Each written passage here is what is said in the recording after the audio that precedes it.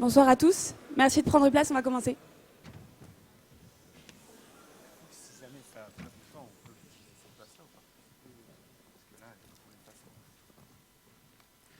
Monsieur le Président de la République, Monsieur le Président de l'École Polytechnique, mon général, Mesdames et Messieurs, chers camarades.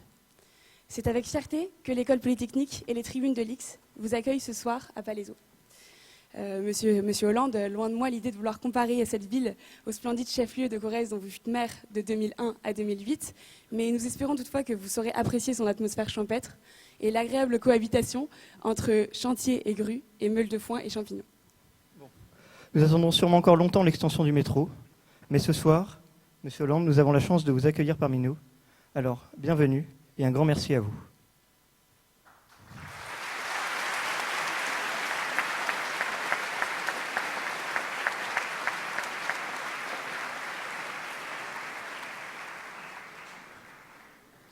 Retraçons brièvement votre parcours. Vous passez votre baccalauréat en 1971 au lycée Pasteur à Neuilly. Vous poursuivez votre formation à Sciences Po Paris et à HEC.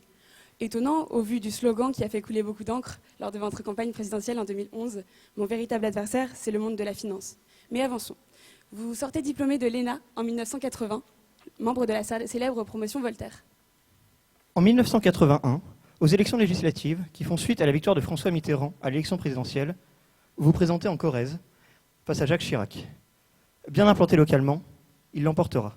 Mais l'échec fait partie de la vie de tout homme politique.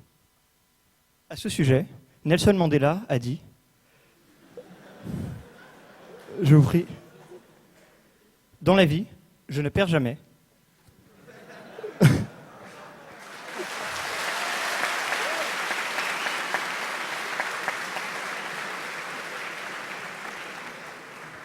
Si vous me permettez de terminer, soit je gagne, soit j'apprends. Mais vous persévérez. En 1988, vous êtes élu député de la première circonscription de Corrèze, poste que vous occuperez pendant près de 20 ans. Premier secrétaire du Parti socialiste, vous menez la liste de gauche aux européennes de 1999, où vous l'emportez une première fois sur Nicolas Sarkozy. Vous retrouverez ce dernier 13 ans plus tard, lors d'une campagne d'une toute autre ampleur, dont vous sortirez à nouveau vainqueur. Le président normal a triomphé. Votre quinquennat est marqué par les avancées sociales, prolongation de la trêve hivernale, mariage pour tous, par les mesures politiques et économiques, loi travail, CICE ou encore réforme des retraites. Par les décisions militaires avec l'intervention au Mali, en Centrafrique, en Irak et même en France. Et puis plus tristement, par les attentats du Bataclan et de Charlie Hebdo. Au terme d'une présidence qui s'apparente parfois plus à des montagnes russes qu'à une gentille balade en scooter, vous renoncez à briguer votre propre succession.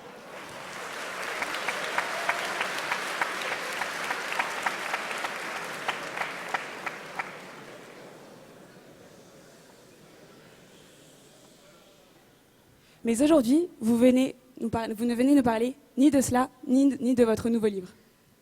Très bien, changeons de décor. Nous sommes en Grèce, en 2015. Le leader du parti radical de gauche, Syriza, Alexis Tsipras, remporte les élections. La Grèce, 5 ans après avoir été sauvée par l'Union européenne, fait à nouveau défaut.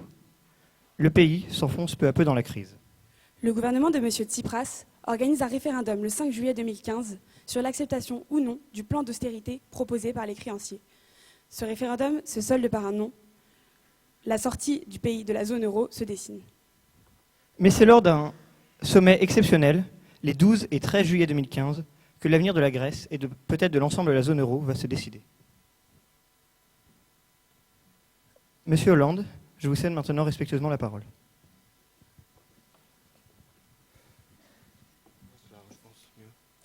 Bien, monsieur le directeur général, mesdames, messieurs les élèves de Polytechnique, merci de me faire rentrer à Polytechnique pour la deuxième fois. La première, c'était comme président de la République, et la seconde, c'est aujourd'hui comme un ancien qui vient donner son expérience, de ce qu'il a vécu, de ce qu'il a décidé, de ce qu'il a compris aussi de la direction d'un grand pays comme la France. Et si je viens devant vous, c'est pour justement vous transmettre ce que je sais ou ce que j'ai pu comprendre de l'évolution du monde et de la gestion des crises. J'aurais pu vous parler de nombreuses crises, car mon quinquennat a été marqué par la succession de crises d'ampleur différente et de nature différente.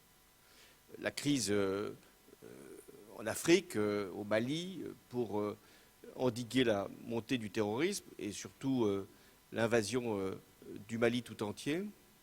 La crise de la Syrie, la crise également de l'Irak contre Daesh, la crise terroriste qui a saisi notre pays à plusieurs reprises, j'allais dire dès le début, la crise financière, on y reviendra au sujet de la Grèce, la crise économique avec le chômage, sujet d'ailleurs qui était dans une actualité brûlante en 2012 et qui paraît maintenant être une préoccupation presque secondaire. Parce que la crise écologique est devenue la crise principale. Crise que nous avions nous-mêmes appréhendée, non pas traitée, lors de la conférence dite COP21 sur le climat, qui d'ailleurs survenait quelques jours après les attentats terroristes du Bataclan et des terrasses. Et il y a parfois des coïncidences terribles qui font qu'on peut résoudre une crise en étant frappé par une autre. Je ne crois pas qu'on aurait pu signer l'accord de Paris si Paris n'avait pas été à ce point endeuillé et si donc la solidarité mondiale avait voulu s'exprimer sur le sujet que nous avions imposé, en l'occurrence le climat. Il y a des crises qui peuvent être extrêmement brutales, un attentat, une intervention militaire, ou des crises longues dont le dénouement tarde à venir et à un moment se produit. Les crises, j'allais dire, les plus faciles ou les moins difficiles à régler sont les crises brutales. Parce que là, il faut avoir une réaction immédiate et pouvoir répondre à ce qu'est l'enjeu même du sujet. Exemple, quand un attentat se produit, d'une ampleur, je l'ai évoqué pour le Bataclan et les terrasses, il n'y a pas de débat, il n'y a pas de questions qui sont posées. C'est dans l'heure ou dans les heures qui suivent l'attentat que les décisions doivent être prises. En l'occurrence, l'état d'urgence et de faire en sorte que nous puissions maintenir l'unité du pays. Mais lorsque, par exemple, sur une crise financière, nous devons agir, quel est le moment propice? Quel est le fait qui va provoquer la prise de décision? Et ce sont les crises longues qui sont les plus dangereuses, parce qu'elles accouchent à un moment du pire, c'est possible, ou d'une solution dont on ne sait pas si elle va être durable. Je reviendrai sur le cas de la Grèce, mais on peut prendre un cas beaucoup plus actuel sur l'Iran. Donald Trump a déchiré l'accord qui avait été pourtant négocié, qui avait mis 10 ans à être négocié. Ce qui veut dire que quand on vote, il faut faire très attention, d'une manière générale, même si on n'est pas responsable du vote des Américains. Mais ce n'est pas simplement la poursuite de ce qui était, c'est quelquefois la remise en cause de ce qui avait été construit et bâti par d'autres. 10 ans pour conclure un accord pour empêcher l'Iran de disposer de l'arme atomique. Trump annule cet accord, enfin pour la partie américaine, mais en réalité pour l'ensemble des signataires. Et on voit aujourd'hui que cette crise, elle ne trouve pas son issue. Il faut dire qu'avec Trump, c'est compliqué de trouver une issue à une crise, puisqu'il peut changer de position chaque jour et la nuit aussi. Donc ça rend l'instabilité et l'incertitude permanente. Mais ce que je veux essayer de vous faire comprendre, c'est qu'une crise ne se produit pas de manière fortuite. Elle est toujours une cause qui peut être plus ou moins longue, mais elle ne vient pas de nulle part. Y compris sur le Mali, quand j'ai décidé de faire intervenir les forces armées, française, ça faisait déjà des mois qu'il y avait la montée du terrorisme islamiste en Nord-Mali, et qu'on ne savait pas exactement quand ça allait se déclencher l'offensive, mais on pouvait croire qu'elle aurait lieu, mais pas au moment où ça s'est produit. Donc ça, c'est toujours dans l'histoire, quelles sont les tendances longues, les causes profondes, et à un moment, la circonstance qui va faire qu'on va pouvoir trouver une issue ou une réponse. Vous m'avez demandé de parler d'une crise en particulier, mais dans les questions, vous pourrez me poser, bien sûr, toutes les interrogations que vous avez sur toutes les crises que nous traversons ou que j'ai pu connaître, et que maintenant d'autres peuvent aussi avoir à régler. Sur la Grèce, la crise grecque, c'est-à-dire le fait que la Grèce ne soit plus en capacité d'honorer ses engagements, remonte à 2010. 2010, pour ceux qui sont informés, vous l'êtes, je n'étais pas président de la République. Donc, quand j'arrive en 2012, d'une certaine façon, beaucoup pensent que cette crise-là est derrière nous. Non, elle n'est pas derrière nous, elle est devant nous. Alors même qu'il y a déjà eu des concours financiers qui ont été apportés à la Grèce par l'ensemble des pays européens dans le cadre de l'Union économique et monétaire.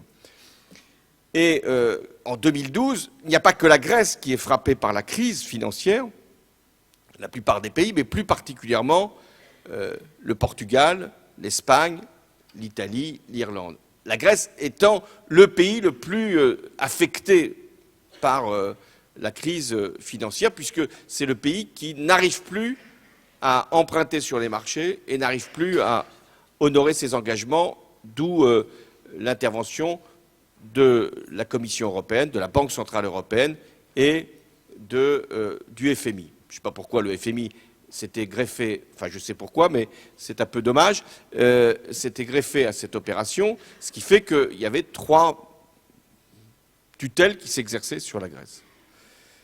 En 2015, le peuple grec se donne un nouveau gouvernement avec Alexis Tsipras, un gouvernement de gauche radicale.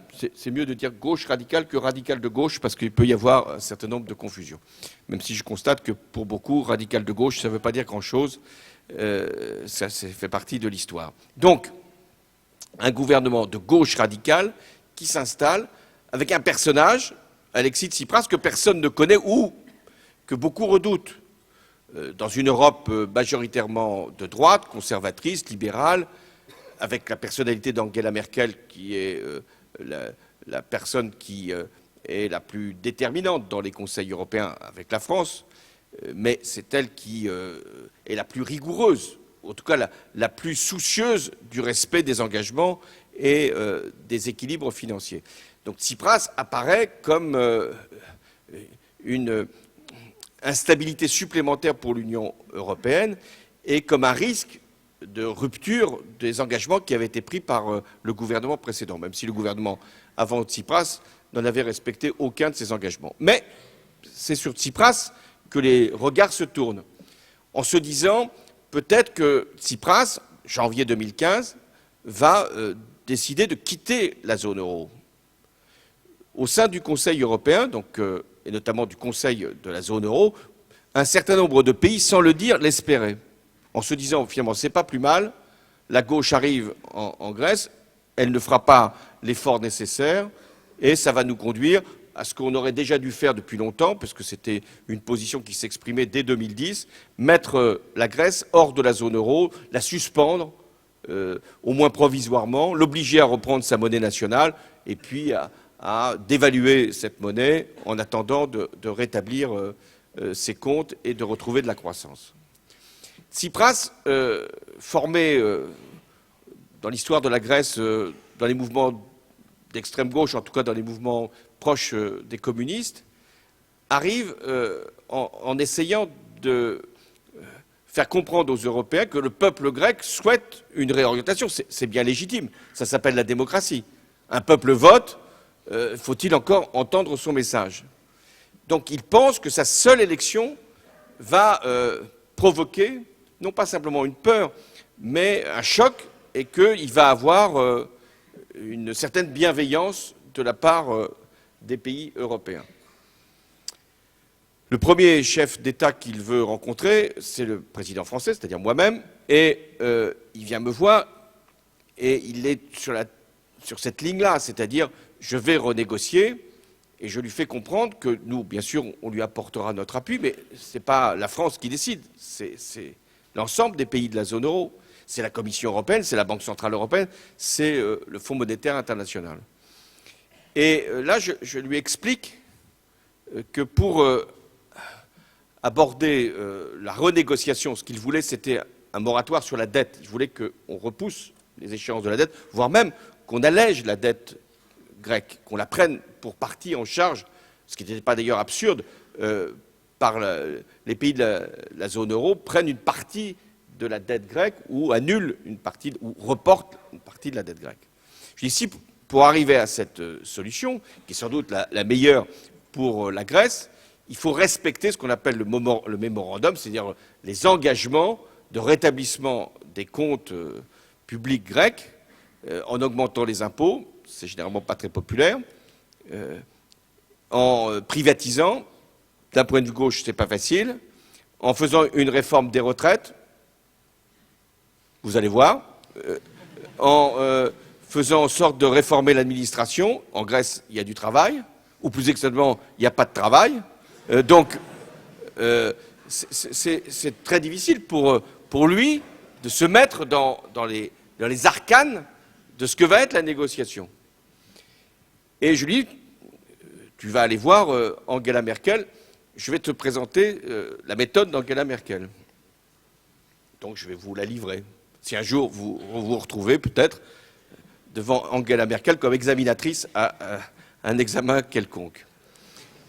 Angela Merkel, elle avait un cahier tout simple, où il y avait tous les engagements du gouvernement précédent Tsipras qui visaient justement à atteindre des objectifs de rééquilibrage des comptes publics, avec toutes les mesures. Il y en avait peut-être une trentaine.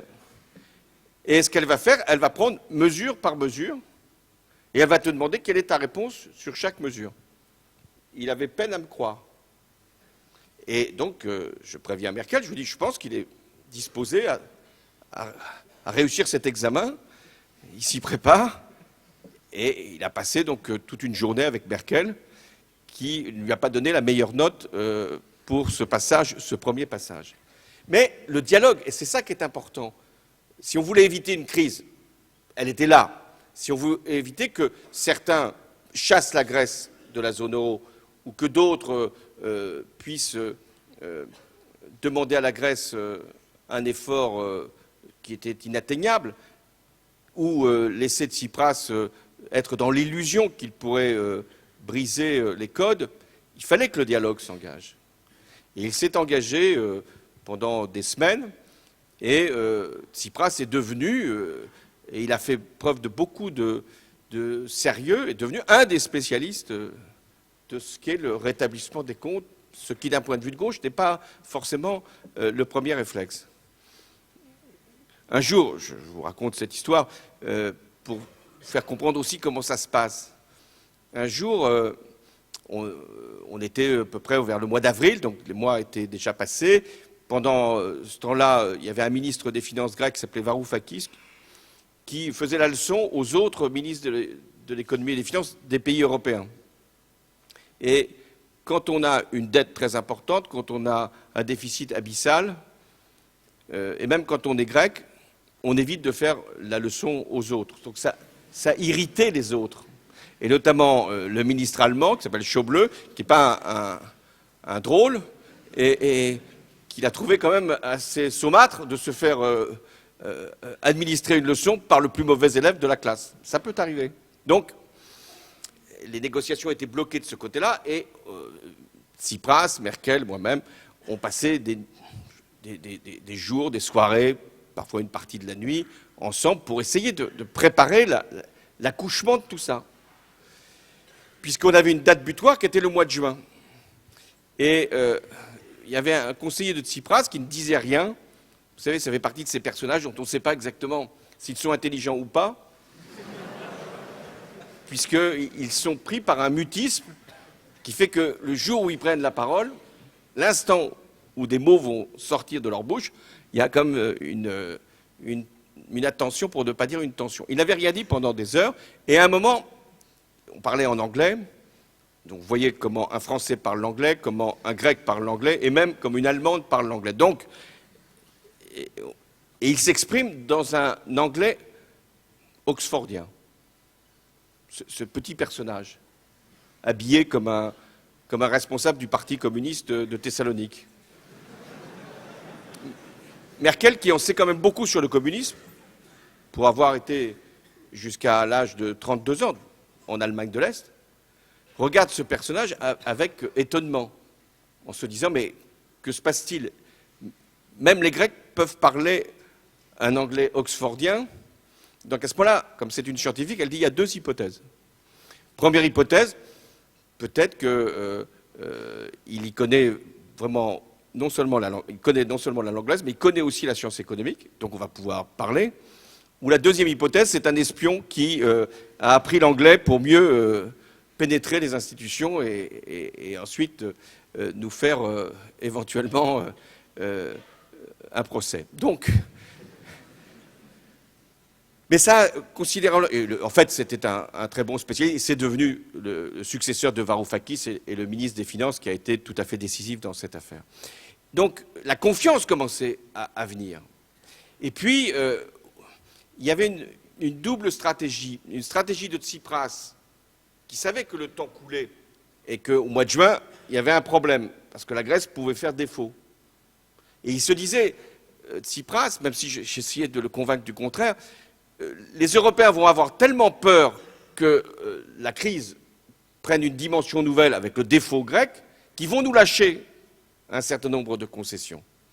Et Merkel, qui est une bonne négociatrice, elle disait, mais on va laisser le temps filer, et à un moment, quand ça sera la question du financement ultime de la Grèce, ben, le gouvernement, Tsipras, sera bien obligé d'accepter nos concessions. Vous voyez ce jeu? Et nous, la France, qui jouions les intermédiaires, les messagers, les arbitres, mais avec quand même une certaine solidarité avec la Grèce, on prévenait les deux. Vous allez vers une impasse. Et c'est ce qui s'est produit au mois de juin, vous l'avez rappelé, où Tsipras, ne pouvant pas accepter le plan qui lui était proposé par les Européens, plutôt que d'essayer de trouver l'ultime concession, appelle au téléphone, donc dans ce qu'on appelle une conférence téléphonique, Merkel et moi, et nous annonce qu'il va faire un référendum. Il faut toujours se méfier des référendums, c'est un principe, là aussi. Gardez-le pour le reste de votre vie, qui va être longue, mais les référendums, ça produit généralement des crises. Vous voyez ce qui se passe au Royaume-Uni. Donc, il dit, je vais faire un référendum. Alors, Merkel lui dit, mais quelle est la question? Alors, la question, c'est, acceptons-nous le plan proposé par les Européens? Et alors, je lui dis, mais quelle est ta réponse? Il dit non. Je vais appeler à voter non. Donc là, long silence. Ce qui, au téléphone, est assez pénible, si vous voulez. On pense que la ligne est coupée, mais non. Et on se dit, là, on va vers une crise majeure. Parce que si c'est le non qui l'emporte, c'est fini. C'est fini. La Grèce sortira de la zone euro. Ce qui, d'ailleurs, pouvait plaire à certains pays européens et en Allemagne à certains membres du gouvernement. Pas Merkel. Le référendum a lieu le 6 juillet, le 5, et le 5 juillet, donc, la réponse est effectivement non à 60%. Le soir, donc, j'appelle Tsipras, je lui dis, tu as gagné électoralement, donc tu as perdu politiquement. Ce que tu crois avoir remporté comme victoire, si je puis dire, est une victoire à la Pyrrhus ou à la Tsipras, c'est-à-dire que, en l'occurrence, maintenant tu es acculé, soit tu fais sortir ton pays de la zone euro, et tu seras jugé par l'histoire comme celui qui en a décidé, soit tu reprends la négociation, mais quelle va être la conclusion de cette négociation?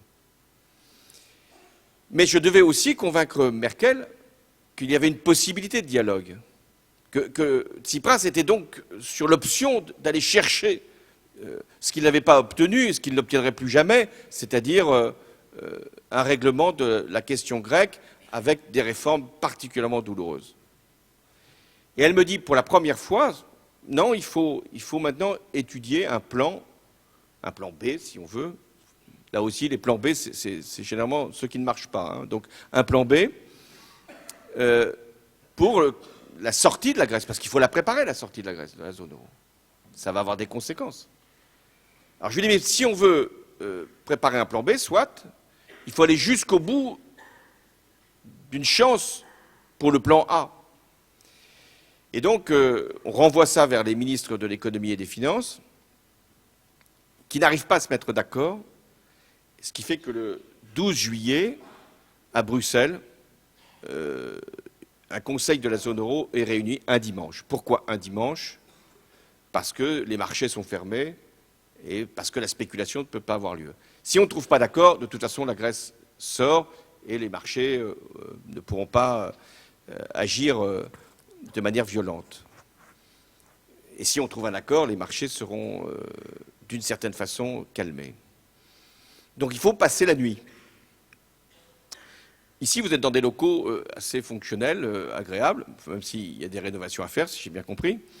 Mais Bruxelles, ce sont des locaux totalement aveugles, comme ça, où on se trouve dans des pièces très sombres, très tristes, où on mange mal. Et on se retrouve donc à 19, autour d'une table, un dimanche vers 18h, et on se dit qu'il faut rechercher l'accord impossible, puisqu'il n'a pas été trouvé jusque-là. Et Tsipras comprend qu'il n'y a pas une majorité pour un accord, et qu'il va être obligé de faire la preuve de sa volonté d'une conclusion acceptable. Mais comment discuter à 19? Cette question, d'ailleurs, elle vaut pour tous les sujets, et je l'ai vécue très douloureusement pour les réfugiés. Il n'est pas possible de discuter à 19, et vous imaginez à 27 ou à 28. On peut parler, on peut se donner du temps pour que chacun, les 28, exprime leur position, sa position. Mais négocier, c'est compliqué. Donc, on fait un premier tour de table, où chacun s'exprime. Donc, il y a 19 pour les pays de la zone euro. Donc 10 minutes par pays, 190 minutes. Vous avez déjà perdu, donc vous savez calculer, ici 2h30 à peu près. 2h30, il est déjà... C'est ça, non? Oui, 3h30 3 heures. Il y en a des plus bavards que d'autres. Alors, on arrondit au chiffre supérieur, 3 heures. 18h, 21h. Il faut manger. Donc à ce rythme-là, et il y a certains qui peuvent jouer la montre, à ce rythme-là, il est clair qu'on va vers un échec. Donc qu'est-ce que je propose? C'est de discuter une nouvelle fois à 3, Merkel, Tsipras, moi-même, la Commission européenne, et de rendre compte toutes les 2 ou 3 heures au Conseil européen, donc les 19. Cette solution est acceptée. Et donc, toutes les 3 heures, on revenait devant le Conseil européen pour dire qu'il n'y avait pas d'accord. Puisque sinon, on aurait arrêté. Donc, il y avait une certaine réactivité jusqu'à 3-4 heures du matin. Et après, il y a le sommeil qui gagne et, d'une certaine façon, une lassitude. Il faut en jouer. Parce que c'est très important de pouvoir passer la nuit. Pourquoi les négociations souvent se passent la nuit? Ça vaut aussi pour les votes importants au Parlement. Parce que la nuit, d'une certaine façon, l'excitation tombe, en tout cas pour discuter. Donc, et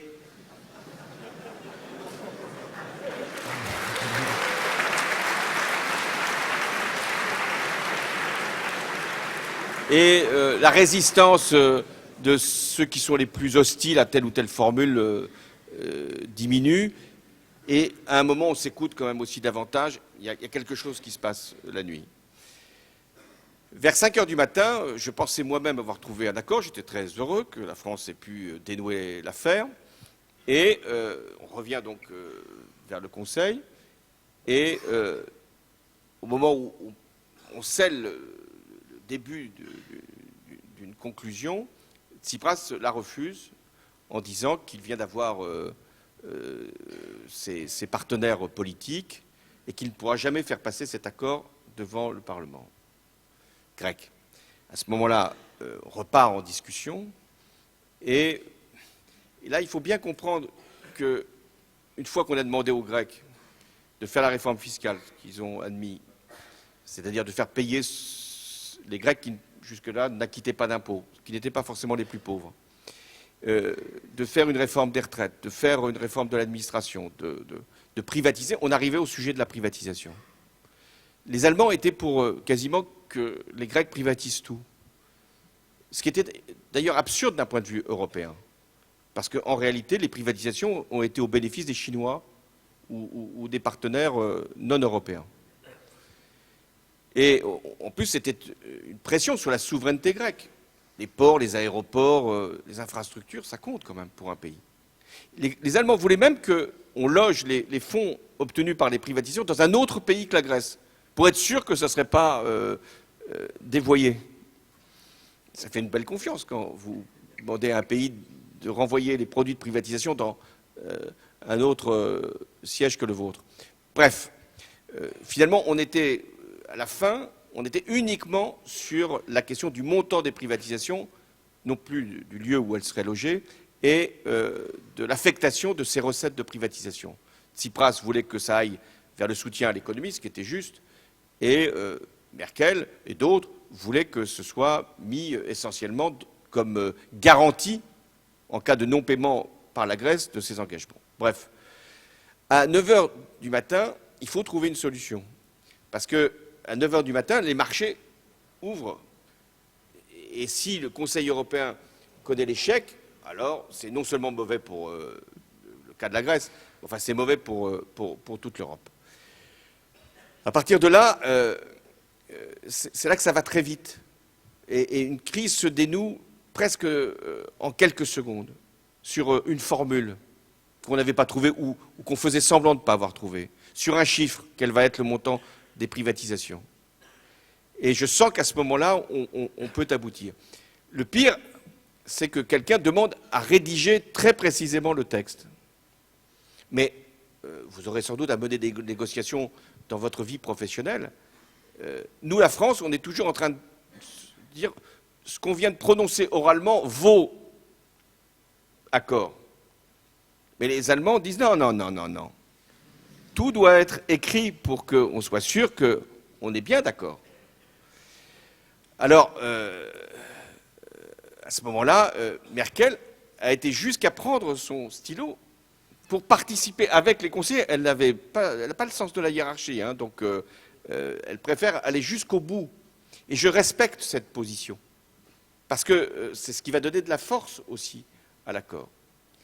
Alors finalement, vous connaissez la suite, la Grèce a été donc soutenue financièrement, Tsipras a pu faire voter par son Parlement le plan de redressement, la Grèce a pu accéder au marché financier et donc au marché des capitaux l'été dernier, et la Grèce connaît un taux de croissance important, et la Grèce a respecté tous ses engagements de compte public.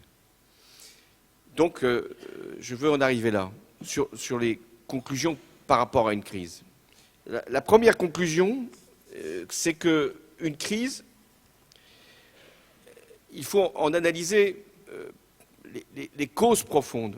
On ne peut pas la régler si on n'a pas compris comment elle était apparue, d'où elle venait et quelle était son origine. Et on ne doit pas simplement traiter les symptômes. Exemple, on y reviendra tout à l'heure dans vos questions, le terrorisme, il ne suffit pas d'arrêter des terroristes. Il faut aller beaucoup plus loin. Il faut aller jusqu'aux causes même du terrorisme. Ça prend du temps. La deuxième conclusion, c'est que une crise révèle des problèmes qu'on n'a pas voulu régler, qu'on a reportés dans le temps. Et c'est une tentation de tous les gouvernements de se dire, bon, finalement, n'allons pas jusqu'au bout du règlement, la réalité va nous aider à changer, va nous aider à trouver la solution. Il y avait un président du Conseil corrézien, donc merci d'avoir parlé de Tulle, un président du Conseil corrézien qui s'appelait Henri Queuille, et il disait, ça lui a valu beaucoup de soucis réputationnels, parce que ça l'a suivi longtemps, il disait, il n'y a pas de problème grave dont l'urgence commande de le traiter immédiatement. Sous-entendu, c'est le temps qui va faire son œuvre. Alors, il y a un autre président de la République bien connu qui disait qu'il fallait laisser du temps au temps. Je comprends cette position, parce que le temps arrange quelquefois, mais parfois, il n'est pas de bon service, il n'est pas complice de ce que l'on voudrait faire. Donc il faut à un moment régler une crise, même si elle vient de loin et même si elle a été repoussée par nos prédécesseurs. Troisièmement, elle exige de comprendre l'enjeu. L'enjeu, ce n'est pas simplement un problème politique, technique, c'est de comprendre ce qui est en cause. La crise financière, ce n'est pas simplement la crise grecque, c'était de savoir est-ce qu'on a la capacité aujourd'hui de prévenir d'autres crises. Et au moment où je parle, est-on sûr qu'on pourra prévenir, y compris dans la zone euro, d'autres crises? Et d'ailleurs, on n'en a pas prévenu, puisque l'Italie, à un moment, était prête à ne plus respecter ses engagements, et on n'est pas sûr qu'il n'y ait pas des crises bancaires qui se reproduisent. Donc il faut traiter tout le problème, et pas simplement une partie. Enfin, de la manière dont on va régler une crise, plus ou moins bien, va dépendre de l'avenir. C'est-à-dire qu'une décision, en l'occurrence intervenir au Mali ou agir contre le terrorisme ou trouver une solution pour la Grèce, de la manière avec laquelle on va agir, on va décider, on va régler, croit-on, le sujet, ça va durer des années, ça va avoir des conséquences pour longtemps. Et ça, c'est aussi un élément que les politiques ont du mal à appréhender. Parce qu'on est toujours pris par l'urgence, toujours pris par l'immédiat. Alors que ce qui compte, c'est ce qui va durer, c'est ce qui va pouvoir laisser une trace et qui va pouvoir se perpétuer dans le temps. Voilà ce que je voulais vous dire sur les crises, en sachant qu'il faut les régler pas forcément rapidement, c'est-à-dire aussi rapidement qu'on le voudrait. Il ne faut pas laisser traîner non plus trop longtemps. Donc c'est une affaire vraiment d'opportunité et de circonstances. Il faut trouver la bonne réponse au bon moment. Et ça, c'est l'histoire. Quand on ne trouve pas la réponse, quand ce n'est pas dans le moment, même si la réponse est bonne, eh bien, il se produit à ce moment-là un certain nombre de catastrophes, de guerres, de conflits, de drames. Donc c'est pour ça que la gestion de crise, ce n'est pas simplement de trouver une nuit, en l'occurrence celle pour la Grèce du 12 au 13 juillet, c'est d'être capable de faire que les autres jours puissent être plus heureux que les précédents. Merci pour cette écoute et je répondrai à vos questions.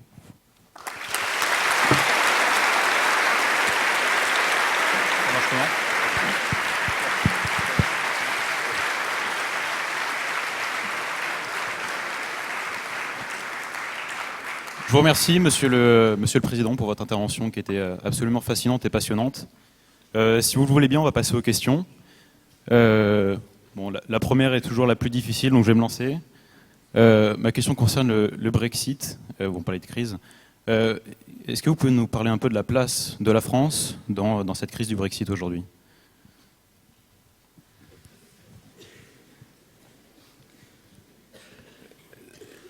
Là aussi, comment on en arrive là? David Cameron, Premier ministre conservateur britannique, dans une campagne électorale, on dit des choses dans une campagne électorale, et quelquefois ça vous suit. Je ne parle pas de la finance pour laquelle j'avais des informations très précises grâce à mes études. Mais David Cameron promet, dans une campagne, on est en 2013, qu'il remporte d'ailleurs, qu'il va faire un référendum sur le maintien du Royaume-Uni dans l'Union européenne. On n'y attache pas forcément une grande importance en se disant c'est une déclaration de principe, on verra bien quand il le fera. Puis un jour, il vient nous voir et il nous dit je vais faire un référendum. Là, on commence à s'inquiéter. Je vais faire juste un petit flashback.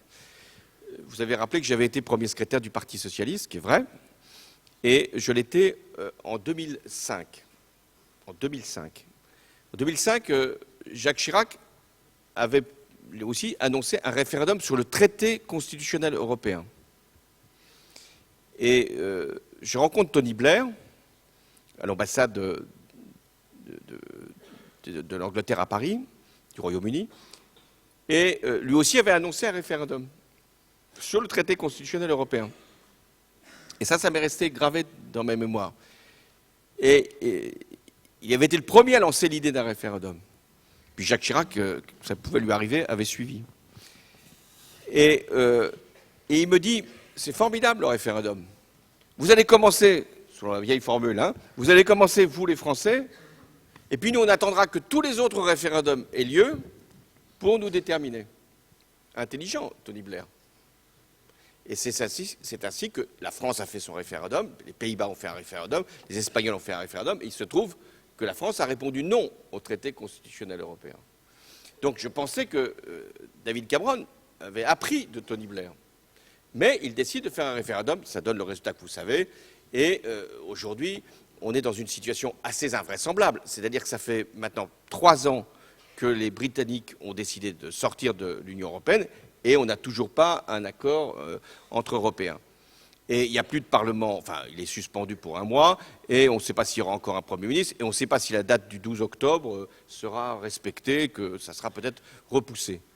Et je pense que d'ailleurs, beaucoup de partenaires européens feront tout pour repousser cette date. Parce que, mais on peut les comprendre, un certain nombre de nos partenaires européens pensent qu'il est possible que le Royaume-Uni ne quitte pas l'Union européenne. Donc plus on lui laissera du temps, plus la crise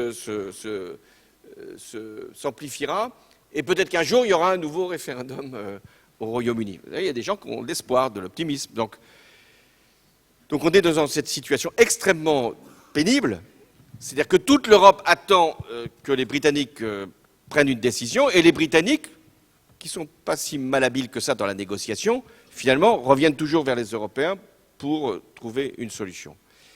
Mais je crois que ça va durer quand même pas trop longtemps, parce qu'à un moment, même les opérateurs économiques ont besoin d'une décision, même d'une mauvaise décision, mais d'une décision. Et que le pire est l'instabilité et l'incertitude.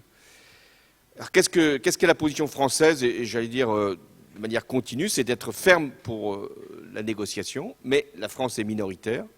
L'Europe va chercher toujours une solution, notamment avec la nouvelle Commission européenne. Et pendant ce temps-là, des investisseurs quittent le Royaume-Uni. Donald Trump utilise le départ des Britanniques, encourageant d'ailleurs Boris Johnson pour affaiblir l'Europe.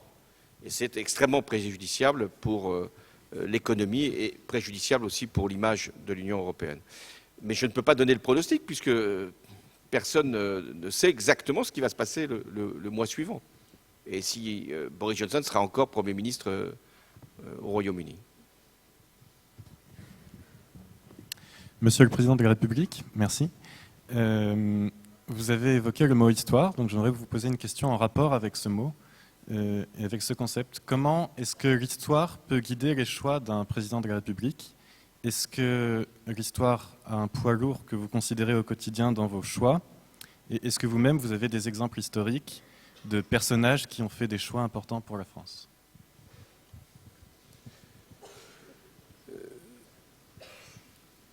Il y a une matière, quand on est lycéen, même quand on est bon élève, comme vous l'avez tous été, qu'on n'apprécie pas forcément et qui pourtant est essentielle, au moins pour être chef de l'État.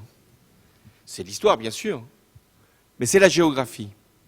C'est la géographie qui permet de comprendre ce qui se passe sur un continent ou dans le monde.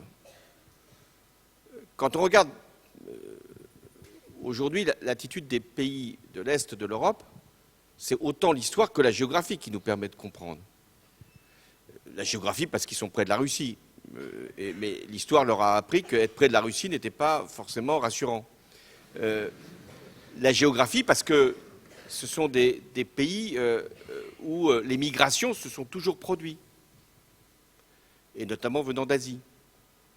C'est la géographie parce que ces pays-là ont vécu des guerres sur leur sol et avec, pour les pays des Balkans, une influence de la Turquie.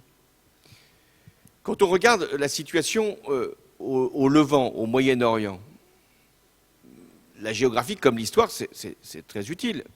Parce que la Syrie, l'Irak, le Liban, c'était le même ensemble. Il y a encore quelques décennies. C'est ce qui explique que les terroristes Daesh ne connaissent pas de frontières. Pour eux, c'est le même ensemble. Et dans ce lieu-là, la dimension sunnite, chiite, et là c'est l'histoire aussi qui nous le rapporte, est essentielle pour comprendre les conflits qui ont pu se produire et qui continuent de se produire. En Afrique de l'Ouest, la géographie compte énormément, parce que la carte du Sahel, vous pouvez la regarder quand elle vous est présentée, ce sont des frontières, mais quand vous la retournez, c'est un immense désert. Donc voilà pourquoi je pense que l'histoire, elle nous revient en pleine face, parce qu'on a des problèmes qui ne sont plus ceux de la Seconde Guerre mondiale, c'est-à-dire la coupure des deux Europes, l'Union soviétique d'un côté, les États-Unis de l'autre. On a les histoires des nationalités d'avant 1914. Et avec la problématique du nationalisme qui se réinstalle comme c'était à ce moment-là. Alors sur les personnages, oui, bien sûr qu'il y en a qui comptent plus que d'autres. Moi, j'avais plusieurs références. Étant socialiste, j'avais un prédécesseur qui était François Mitterrand, qui avait compris, peut-être plus que d'autres, combien l'Europe était déterminante pour la France, mais combien l'Europe devait être à chaque fois rappelée par rapport à la question des nationalités. Et qu'il y avait un risque, il l'avait mesuré au moment du conflit dans les Balkans, il y avait un risque que ça dégénère. Et on a vu ce risque se produire.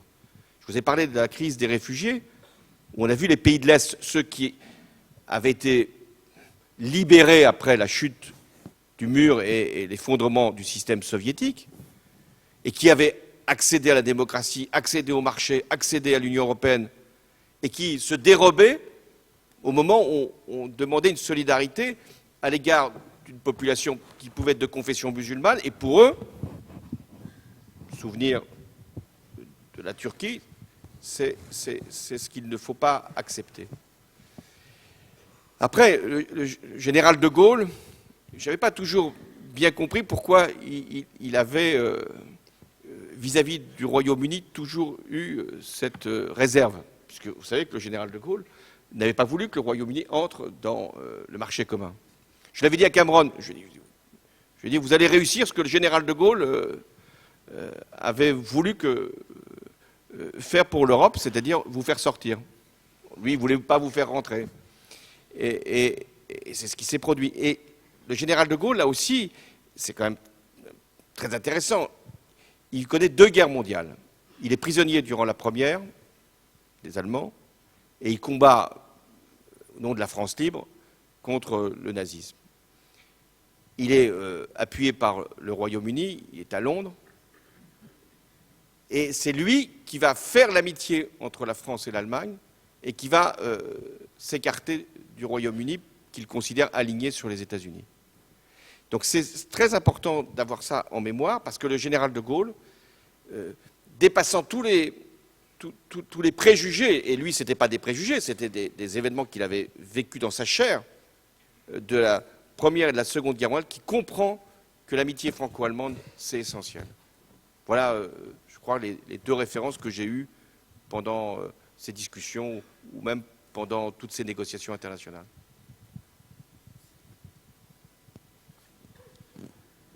Bonsoir Monsieur le Président, vous m'entendez? Je voulais vous remercier d'être venu à Polytechnique ce soir dans un premier temps. Et puis si ça vous embête pas trop, j'aurais voulu parler un peu de vous, de votre personnalité. Dans toutes les crises que vous avez mentionnées, quelle est celle, selon vous, que vous avez le mieux suggérée, où vous avez peut-être le mieux négocié? Et puis au contraire, quelle est celle où vous estimez avoir été le moins bon, où vous auriez commis des erreurs? Qu'est-ce que vous en avez appris sur vous? Et puis quels conseils vous pourriez nous donner au moment où on va rentrer dans le marché du travail? Merci. Je pensais que vous poseriez des questions plus personnelles encore, donc j'étais inquiet, mais là, je peux répondre beaucoup plus posément et facilement et simplement. La crise qui était la plus terrible au plan humain, au plan également politique, a été bien sûr la crise liée aux attentats terroristes. Parce que là, il ne s'agissait plus de savoir quelle était la réponse juridique, technique, même s'il fallait la donner, policière. Il fallait savoir si le peuple français, frappé comme il était, attaqué de l'intérieur et de l'extérieur, arriverait à se tenir debout, à se tenir ensemble, et n'allait pas être pris par des pulsions, des divisions, des séparations qui auraient été extrêmement graves pour l'unité nationale et pour l'image que la France doit porter dans le monde entier. Et puisque vous m'interrogez, de quoi suis-je le plus fier dans cette période, c'est que la France ait pu, notamment après les attentats contre Charlie Hebdo et contre l'Hypercacher, ait pu organiser de très grandes manifestations. Jamais on n'en avait connu d'aussi nombreuses, 4,5 millions de personnes qui défilent partout dans le pays. Et la première manifestation, le premier cortège, le premier défilé de chefs d'État et de gouvernement. Comme je dis souvent, des manifestations contre des chefs d'État et de gouvernement, il y en a tous les jours. Mais des manifestations de chefs d'État et de gouvernement dans la rue, ça c'est exceptionnel. Et d'ailleurs, sur le strict plan de la sécurité, c'était un risque sérieux, alors que des attentats venaient d'avoir lieu, de faire défiler une soixantaine de chefs d'État, de gouvernement, de ministres, etc. De faire venir le Premier ministre israélien, Netanyahou, et le président de l'autorité palestinienne, l'un à côté de l'autre, même s'ils ne se sont pas parlé. D'avoir cette circonstance où tout le monde vient pour marquer sa solidarité, non pas à l'égard simplement de la France, des valeurs de la France, et notamment de la liberté, alors que beaucoup de ces chefs d'État et de gouvernement n'avaient pas pour la liberté à l'intérieur de leur pays toujours les plus grandes considérations. Mais c'est la France. Et quand Charlie, que personne ne lisait plus, et sûrement pas les chefs d'État et de gouvernement, quand Charlie est attaqué, c'est la France, la liberté. Et je considère que ça a été pour notre pays, et j'étais fier d'être le président de notre pays à ce moment-là et de décider de cette manifestation et de réunir tous ceux qui le voulaient. Je considère que ça a été un moment très important pour la vie en commun et pour la fierté que l'on peut partager. Ensuite, quand il y a eu les deuxième série d'attentats, il y en a eu hélas beaucoup d'autres, et que j'ai essayé, là c'était beaucoup plus difficile parce que l'unité nationale commençait à s'ébrécher, la polémique politique avait repris ses droits, la droite, la gauche, l'extrême droite, etc. Et autant il y avait eu un consensus après le 11 janvier, un début de consensus quand je m'étais exprimé tout de suite après les attentats du 13 novembre, après ça s'est dégradé. Peut-être parce qu'il y avait la présidentielle qui s'annonçait, peut-être parce que moi-même j'avais pris des initiatives, la déchéance de nationalité qui n'avait pas été comprise. C'est là que j'ai vu se détricoter, se détériorer ce que je croyais être le point fort, c'est-à-dire notre unité. d'où les décisions que j'ai prises de revenir sur un certain nombre de mesures. Voilà. Après, c'est pas l'économie qui est le plus difficile, c'est le plus long à gérer. Bon, je vous ai parlé du chômage. On prend une décision en fin 2012, le temps qu'elle produise des résultats, c'est 3-4 ans après, CICE et autres. Une crise internationale, on n'est pas seul à pouvoir la gérer. La France doit travailler avec d'autres. Et à l'époque, on pouvait travailler avec Obama. C'est plus difficile avec Trump, même si on l'invite à déjeuner, on l'invite à la Tour Eiffel. Je pense que ça a peu d'effet sur lui. Mais il faut toujours parler. Il faut toujours même parler à Poutine. Ce qui n'est pas non plus facile, pas simplement pour un problème linguistique, mais parce qu'il ne connaît que les rapports de force. Mais une crise internationale, on n'est pas seul. Quand on a réglé avec Angela Merkel la crise ukrainienne, on était ensemble. Non, ce qui est le plus difficile, ce sont les crises intérieures. C'est lorsque le pays se défait. Moi, je n'ai pas connu les gilets jaunes, j'avais connu les bonnets rouges. Hein, quand c'était en Bretagne, c'était plus limité. Et puis, il n'avait qu'un bonnet. Donc, mais là, quand on sent que le pays se dérobe, là, c'est ça le plus difficile. Il y a toujours eu des grandes manifestations pour tous les quinquennats, y compris François Mitterrand avec l'affaire de l'école privée. Avant, il y avait eu mai 68 pour le général de Gaulle. On voit bien que lorsque le pays s'ébranle, c'est très difficile. Et moi, j'avais qu'une vigilance, et je crois que ça doit être le devoir de tout président, c'est éviter que la jeunesse soit dans la rue. Parce que quand elle sort des établissements, c'est très difficile de l'y faire rentrer. Voilà. On va prendre une dernière question, je crois. Bonsoir, Monsieur le Président. Donc, cette fois-ci, pour parler de la crise climatique. En 2012, vous promettez, lors de votre campagne, de réduire à 50% la production de nucléaire en France. Et vers la fin de votre mandat, vous décidez de fermer la centrale nucléaire de Fessenheim, malgré que l'autorité de sûreté nucléaire, qui est la seule compétente dans ce domaine, ne préconise pas spécialement de la fermer. Et sachant que dans le même temps, l'énergie nucléaire est l'énergie produisant le moins de morts au térawattheure produite, c'est-à-dire qu'il est moins dangereux de vivre en aval d'un barrage que près d'une centrale nucléaire, que c'est l'énergie la plus bon marché, sachant que pour 1 milliard investi dans le nucléaire, il faut en investir une dizaine dans l'éolien ou dans les panneaux solaires, et sachant que dans le rapport du GIEC, tous les scénarios pris en compte préconisent une multiplication par 2 ou une multiplication par 6 d'ici 2050 du parc actuel nucléaire pour rester sous les 2 degrés. Ne pensez-vous pas que les décisions prises sous votre mandat ont participé au changement climatique ?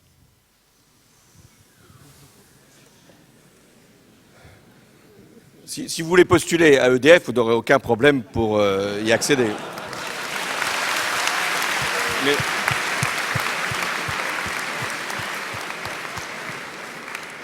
Mais vous avez raison sur bon nombre de points. Premier point, l'énergie nucléaire ne produit aucun effet de CO2, ni de pollution particulière. Et de ce point de vue, c'est une énergie que l'on peut considérer comme ne contribuant pas au réchauffement climatique. Deuxièmement, la France a, par son histoire, un parc de centrales nucléaires très important qui lui assure un approvisionnement énergétique à un prix relativement modéré. Troisièmement, la France exporte son énergie nucléaire puisque nous faisons en sorte que d'autres pays, notamment la Chine, peut-être l'Inde, puissent également ouvrir des centrales nucléaires. Une fois qu'on a dit ça, il se trouve que la France est le pays qui compte le plus de production nucléaire dans sa production d'électricité. 75% encore aujourd'hui, un peu moins. Donc, la France est très dépendante de l'énergie nucléaire et avec une différence majeure avec tous les autres pays. les autres pays qui utilisent l'énergie nucléaire, la République tchèque, la Finlande, autrefois le Japon, l'Allemagne, ont des parts du nucléaire dans la production d'électricité, tous ces pays inférieurs à 20 ou 25%, aucun, peut-être un, atteint 50%.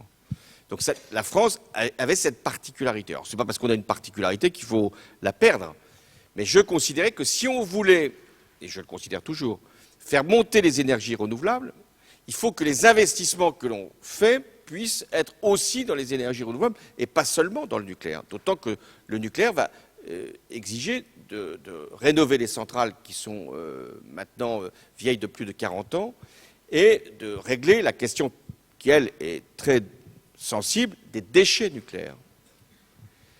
Par ailleurs, les centrales de nouvelle génération, les EPR, que les Chinois sont arrivés à ouvrir, nous, on a toujours du mal avec Flamanville et on trouve toujours des problèmes de cuve ou de fissures, ce qui est quand même un problème. Donc, il était important, à mes yeux, de diversifier encore davantage notre production, de garder une part du nucléaire.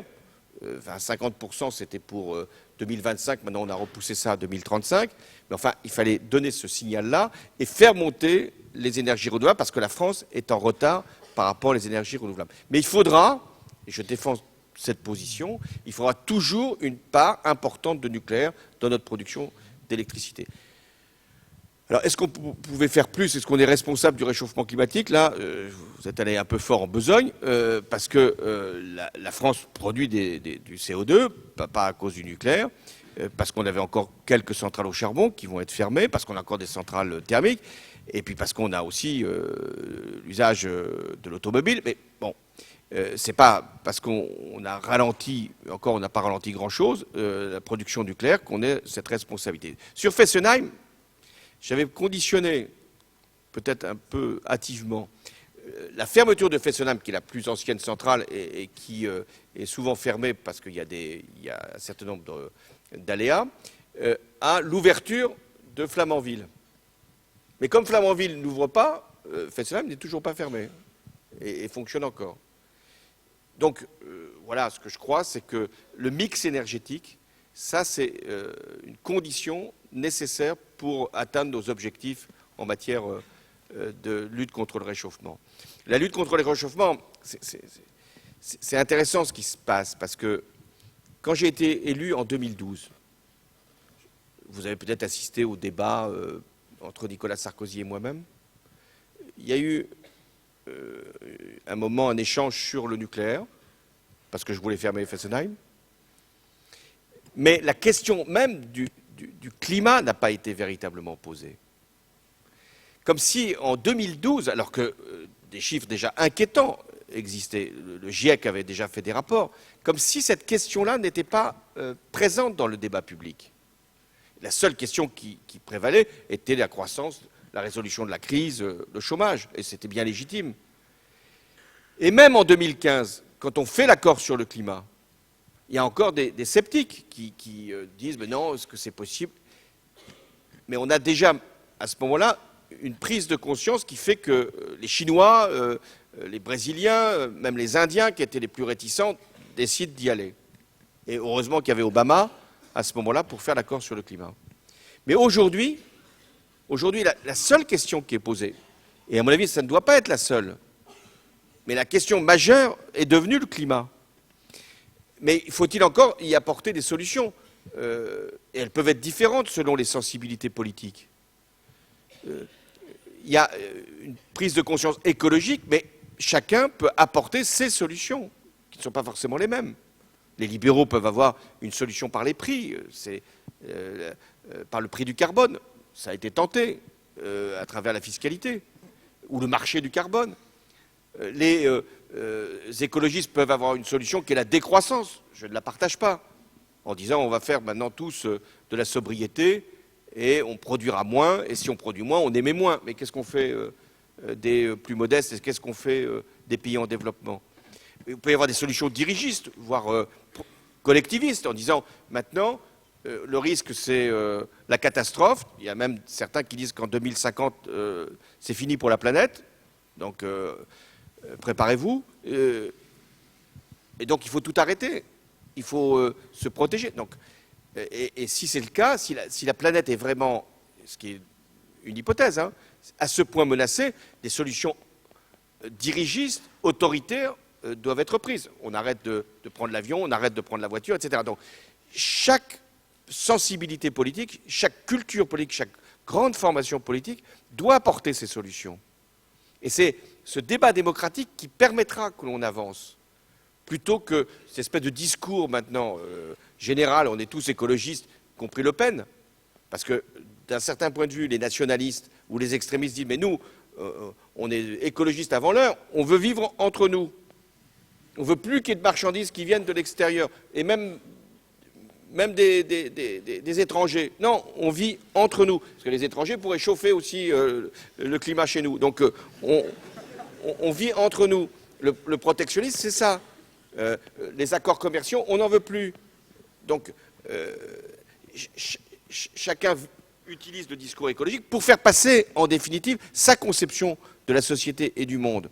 Donc il faut partir, je pense, de notre conception de la société, de notre conception de la politique, pour arriver à des solutions qui doivent, bien sûr, contribuer à réduire le réchauffement, dont on a maintenant la preuve que l'accord de Paris disait pas plus de 2 degrés, et on est sur 4 degrés, et encore aujourd'hui on dit on peut être à 7 degrés de plus au siècle prochain. Bon. Et Jouzel, qui était un responsable scientifique de renom du GIEC, on lui a posé la question, on lui dit est-ce que la planète va suffoquer? Non, on va simplement griller, mais à petit feu. Donc on voit bien, et c'est là qu'on revient à notre sujet de la crise. La crise, on ne prend pas une décision. On essaye de régler les causes et on agit dans la durée. Et il faut donner de l'espoir. Si on dit il n'y a pas d'espoir, mais pourquoi on prendrait une décision? Donc il faut montrer qu'il est possible d'arriver à réduire le réchauffement climatique, bien sûr par une action internationale, forcément avec les Européens en levier, et de convaincre les électeurs américains qui vont avoir un choix important pour le monde à la prochaine présidentielle, et puis même dans notre pays, et même dans notre territoire, et même dans une école comme la vôtre, chacun peut y contribuer, parce qu'il n'y a pas de crise qui se résolve simplement par les chefs d'État. On va prendre une dernière question.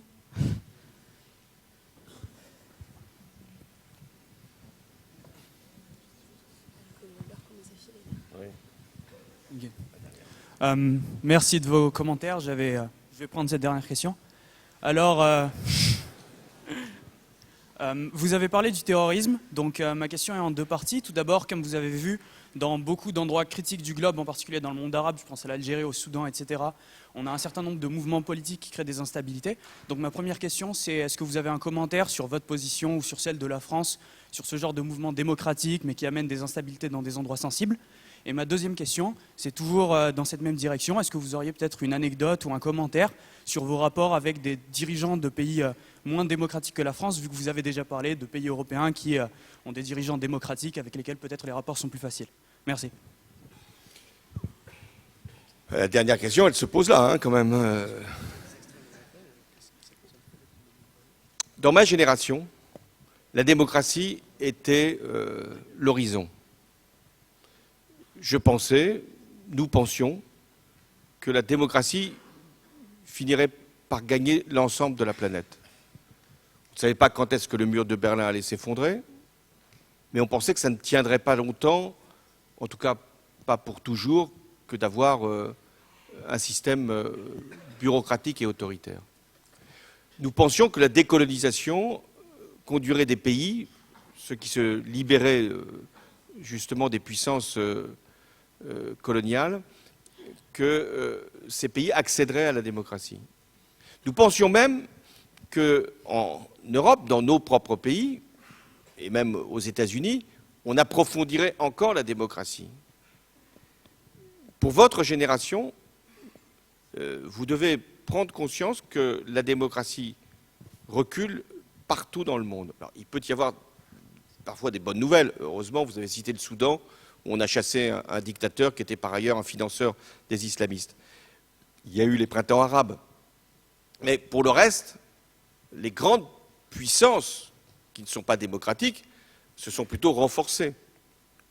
la Chine, la Russie et la Turquie, qui a des élections, bien sûr, mais qui n'est pas un modèle pour autant de démocratie. Donc on voit bien les empires, tout à l'heure on parlait d'histoire, on voit bien les empires se reconstituer.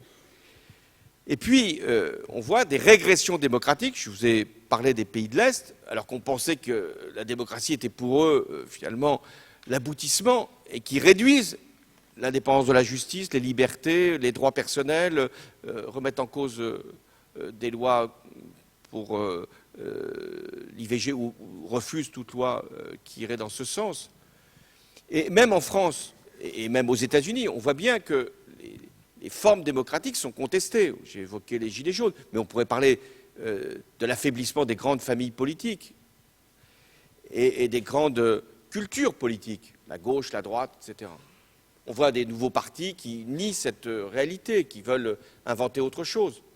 Et même en Tunisie, pays du printemps arabe, les deux candidats qui restent en lice sont deux candidats anti-système, parce que tout le monde veut être contre le système. C'est pourquoi je pense que le combat démocratique, la question démocratique, pour votre génération, est une question essentielle, y compris pour le réchauffement climatique. Comment on fait pour rester en démocratie face à des menaces comme celle-là?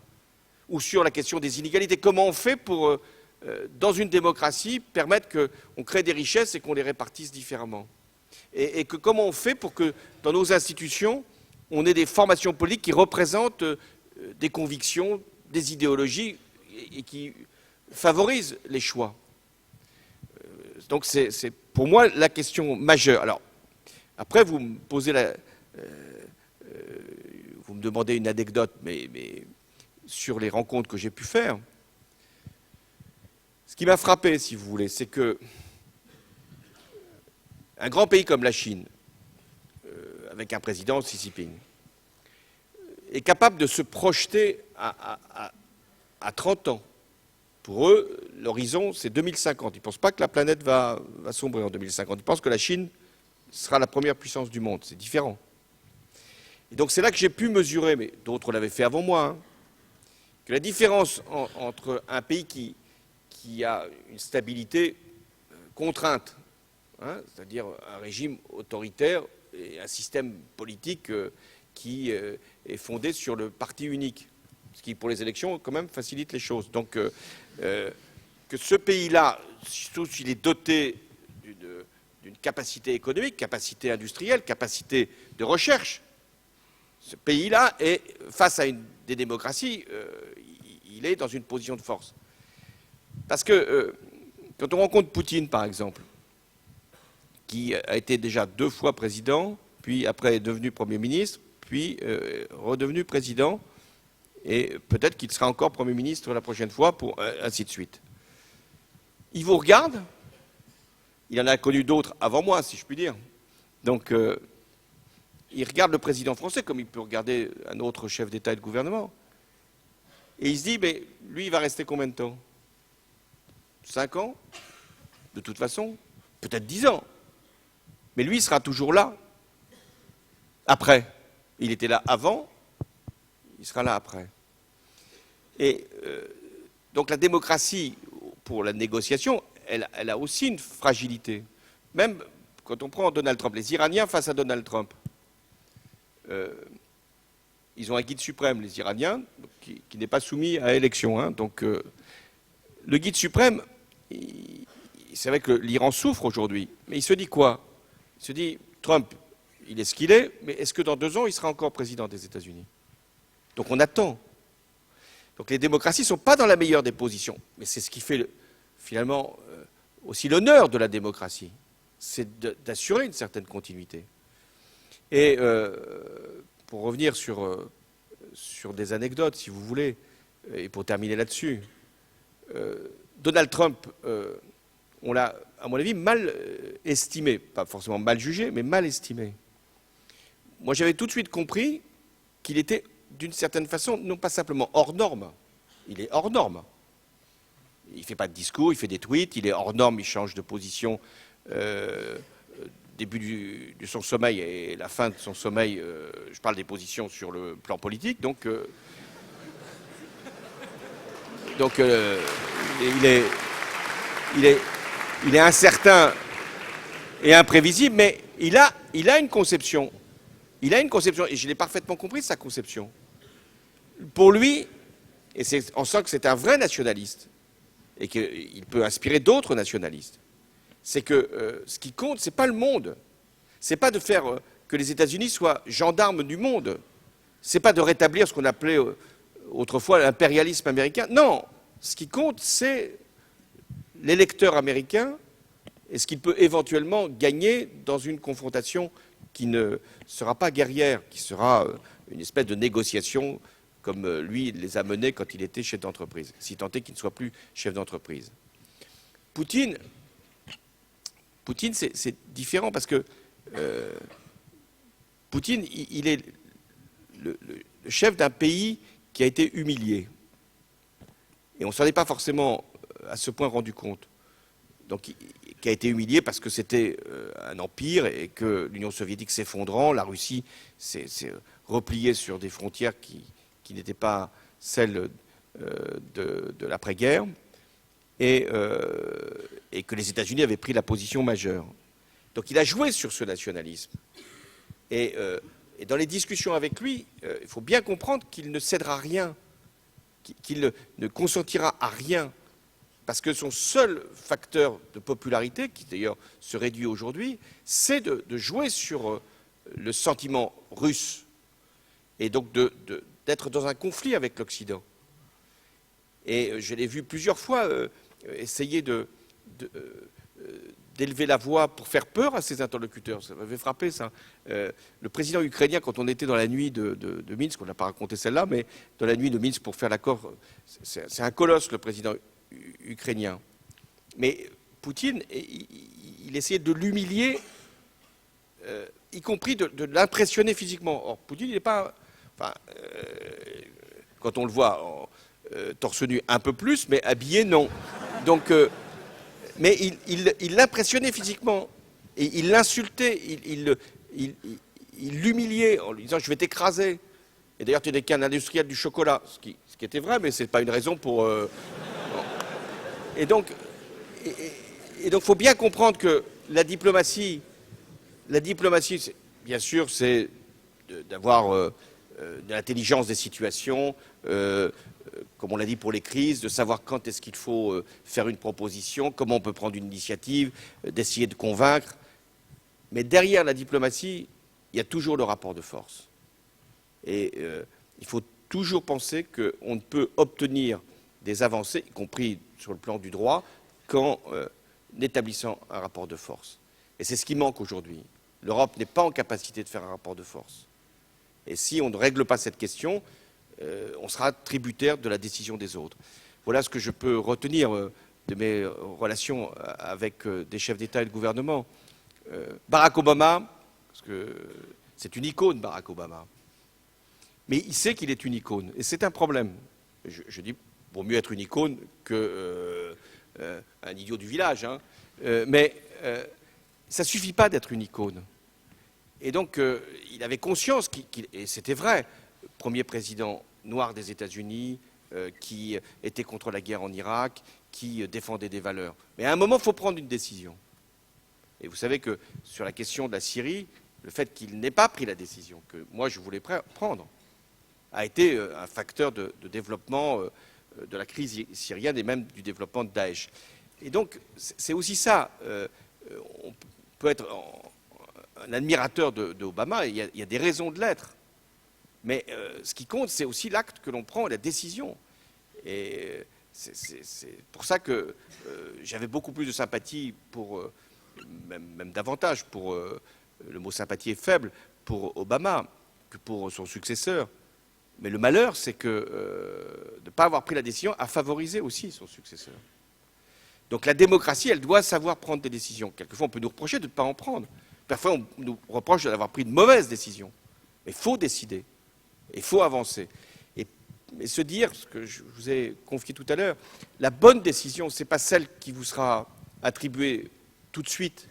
C'est celle qui va durer et qui va changer pendant longtemps la vie de votre pays ou du monde. Voilà pourquoi je pense que peut-être plus facile pour moi de le dire aujourd'hui, on ne juge que rétrospectivement les acteurs majeurs sur le plan politique. Merci en tout cas pour votre attention.